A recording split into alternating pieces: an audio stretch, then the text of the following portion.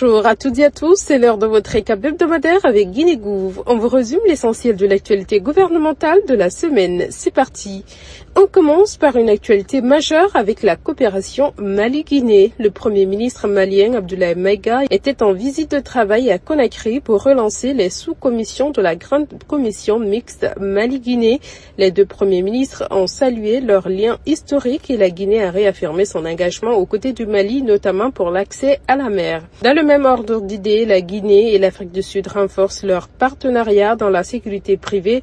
L'ORASP, Ordre des agences de sécurité privée de Guinée, et la CIRA, Private Security Industry Regulatory Authority, ont signé un protocole d'entente pour moderniser et professionnaliser le secteur. Il prévoit des échanges juridiques, des formations croisées, une mission technique en Guinée au premier trimestre 2026. En matière d'infrastructure, le gouvernement a lancé la future cité des fonctionnaires à Koronti sous la conduite de l'ANRU, Agence nationale de rénovation urbaine.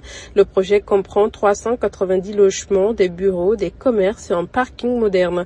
Le Premier ministre a rappelé l'engagement du chef de l'État pour les habitats décents. Le mécanisme de bail partage vise à sécuriser les ménages et leur patrimoine. Sur le plan économique, le Premier ministre a lancé l'atelier du PPF Project Préparation Facility, un mécanisme de préparation des projets dans le cadre de l'économie bleue. Les travaux organisés à Conakry du 8 au 12 décembre portent sur les réformes et investissements liés au potentiel maritime et fluvial du pays. Et puis, le ministre de la Pêche, Fassou Théa, poursuit sa tournée en Basse-Guinée dans les ports de Koba, Koukoudé et Douprou.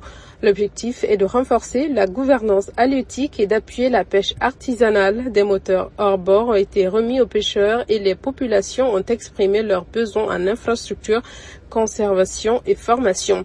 Au niveau de l'enseignement supérieur, le ministre Alpha Bakar Barry a échangé avec l'ambassadeur d'Égypte pour relancer la coopération universitaire. Les discours portent sur de futurs accords, l'ouverture d'un centre de langue arabe et l'élargissement des programmes de mobilité. Toujours dans le secteur éducatif, les écoles publiques et privées seront exceptionnellement fermées dans le cadre de l'élection présidentielle du 28 décembre 2025. Les élèves seront en congé du lundi 15 décembre 2025 au dimanche 4 janvier 2026 inclus.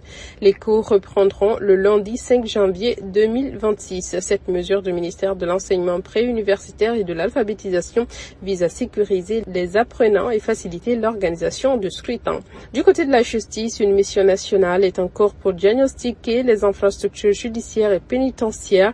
La délégation conduite par Alpha Cabinet Kaba a déjà effectué des inspections à Conakry, Dubreka, Freya, Kindia et Mamon afin d'identifier les besoins urgents.